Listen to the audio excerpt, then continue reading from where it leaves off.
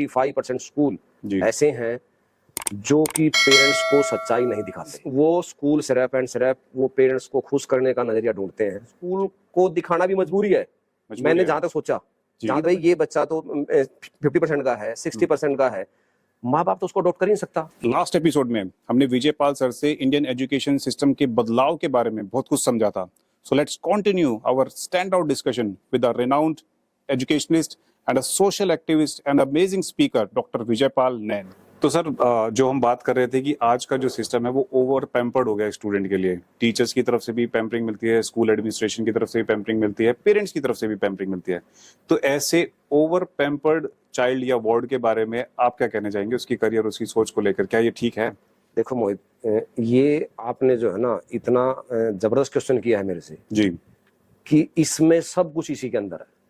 जैसे सर? और इसमें जो है, जैसे मैंने अभी तक ऑब्जर्व किया है स्कूली सिस्टम में, जी हर मतलब मैं फिर वही बात करूंगा कि 95% स्कूल, मैं ऐसा नहीं कहूंगा कि 5% स्कूल मतलब 100% स्कूल खराब है जी लेकिन 5% स्कूल आज भी ठीक है जी लेकिन मैं श्योर गारंटी के साथ 95% स्कूल जी। ऐसे हैं जो कि पेरेंट्स को सच्चाई नहीं दिखाते। Is it so? 95% ऐसा है सर? ऐसा एक्चुअली मैंने ऑब्जर्व किया है और मैं उसका आपको एग्जांपल भी दूंगा, उसका मैं आपको उदाहरण भी दूंगा। जैसे सर? तो ये जैसे मतलब जो है ना, जैसे बच्चे मेरे पास जैसे आते हैं जी। मान लो कोई बच्चा मेरे पास, कोई मैं आपको एक एग्जांपल देता हूँ कि मेरे स्कूल में 4 बच्चे आए जी और वो क्लास, उसमें कोई बच्चा 7th का लिए, कोई 8th के लिए और कोई मतलब जो 6th क्लास के लिए जी पेरेंट्स के साथ आए एडमिशन करवाने के लिए जी एक्स स्कूल से अपना जो है ना टीसी लेके। जी तो मैंने उन बच्चों का इंटरव्यू लिया, उन बच्चों के मैंने जो रिपोर्ट कार्ड, गेम है सारा यहाँ रिपोर्ट कार्ड का। रिपोर्ट कार्ड का? अच्छा। रिपोर्ट कार्ड पे अगर आप देखोगे कि हर बच्चे को ए प्लस ए प्लस का मीनिंग क्या होता है? 90%, 95%, 92% आसपास वहीं घूमता है। हाँ, बड़ी डेकोरेटिव सी आजकल मार्कशीट बनती है, उसमें बच्चे की बड़ी सी फोटो लगी होती है। किसी बच्चे को 2 वर्ड इंग्लिश के बोलने आते नहीं है जी, उसको भी A+ मिला हुआ इंग्लिश में। अच्छा। इसके पीछे क्या रीजन है? तो मैंने उन बच्चों को, जैसे मैंने कहा कि अपने स्कूल में कि भैया आप टेस्ट लो इन बच्चों का। जी। बच्चे आ रहे हैं हमारे पास और ये तो बड़े इंटेलिजेंट बच्चे हैं, तो एक बार हम टेस्ट करके देखते हैं। जी। माँ बाप कह रहे हैं कि बच्चा बहुत बढ़िया है, ये तो स्कूल में वहां टॉपर था, ये तो वहां प्रिंसिपल का बहुत खास था। तो जो स्कूल से वो आए, वो फिर पेरेंट्स की ओवर पैम्पर्डनेस के कारण ये है कि पेरेंट्स को खुश करना चाहते हैं। दिस इज द बस वो स्कूल सिर्फ एंड सिर्फ वो पेरेंट्स को खुश करने का नजरिया ढूंढते हैं जी, सिर्फ एंड सिर्फ।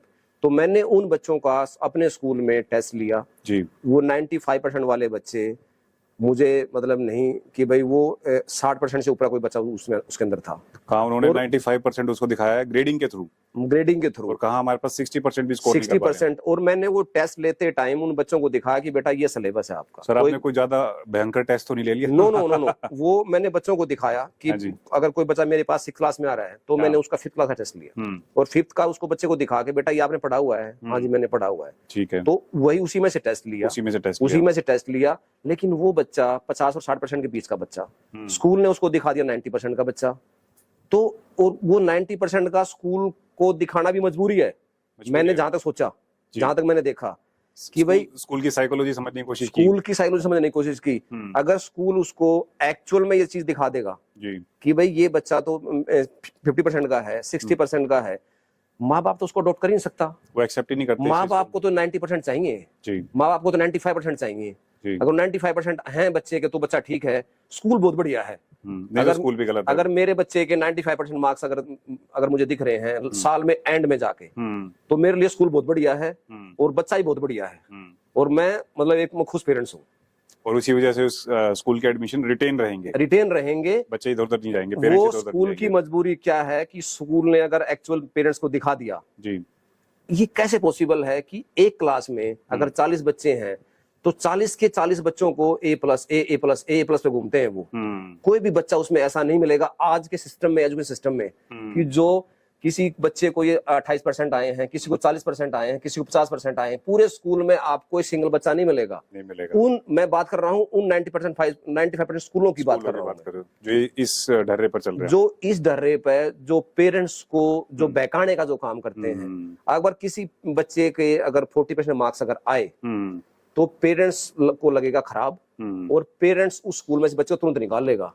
वो अपने उस लॉस के कारण उसको नहीं दिखा रहा, उसको सच्चाई के सामने सच्चाई नहीं दिखा रहा। मैं आपसे मैं बात कर रहा था कि भाई मैंने उन बच्चों का टेस्ट लिया जी, तो उन बच्चों का टेस्ट लेने के बाद जैसे पेरेंट को सच्चाई मैंने दिखाई, तो उस सच्चाई में मैंने कहा कि आपने जी जब इनका रिजल्ट कार्ड लेने गए थे, क्या आपने इन बच्चों की आंसर शीट देखी थी?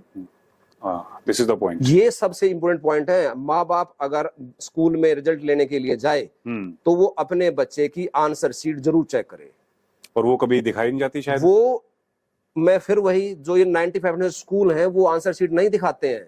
ओके। रिजल्ट डिक्लेयर करने से पहले माँ बाप को बुला के वो अगर आंसर शीट चेक करवा दें, माँ बाप को पता लगे कि मेरा बच्चे की राइटिंग कैसी है, मेरा बच्चा मैथमेटिक्स में उसने क्या सोल्व किया हुआ है, मेरे बच्चे ने इंग्लिश कैसे लिखी हुई है, मेरे बच्चे ने साइंस में क्या सोल्व किया हुआ है। सच्चाई के सामने लाने नहीं देते उसको। वो तो कभी दिखाते नहीं है, दिखाते नहीं है। तो उस चीज को मैंने मैंने उस स्कूल को नंगा करने के लिए उस पेरेंट्स को मैंने बोला कि आप जो है आप स्कूल में मैं पूछा ये चीज, तो बोले जी स्कूल वाले ने मना कर दिया कि आंसर शीट दिखानी अलाउड नहीं है।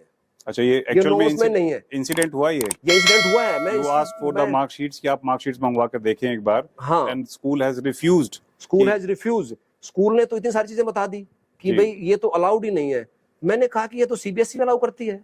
हाँ, मार्कशीट तो कोई भी बोर्ड है, सो कॉमन, ये तो बहुत कॉमन ये तो इंडिया में जितने भी बोर्ड हैं, कोई भी बोर्ड आपको डिनाई नहीं कर सकता कि आप अपना उसका एक जो है ना चार्ज होता है, आप वो सबमिट करो और आप अपने बच्चे का शीट चेक कर सकते हो। हाँ जी। तो मैंने उन पेरेंट्स को वहां भेजा जी, और मैंने उनके साथ में अपना एक बंदा भेजा जी कि भाई आप इनको बोलना, जो मैंने अपनी तरफ से एक लड़का भेजा कि बोलना कि मैं इनके मामा का बेटा हूँ जी, और मैं इन बच्चों को मैंने खुद पढ़ाया है, लेकिन इस बच्चे के 95% मार्क्स तो आ नहीं सकते, आप मुझे इनकी आंसर शीट देखनी है। तो स्कूल ने डिनाई कर दिया, स्कूल ने तभी भी नहीं दिखाया कि आंसर शीट तो हम दिखाते ही नहीं है, वो अलाउड ही नहीं आंसर शीट दिखाना। तो ये मतलब पेरेंट्स के लिए सबसे बड़ा धोखा यही है, सबसे बड़ा धोखा यही है।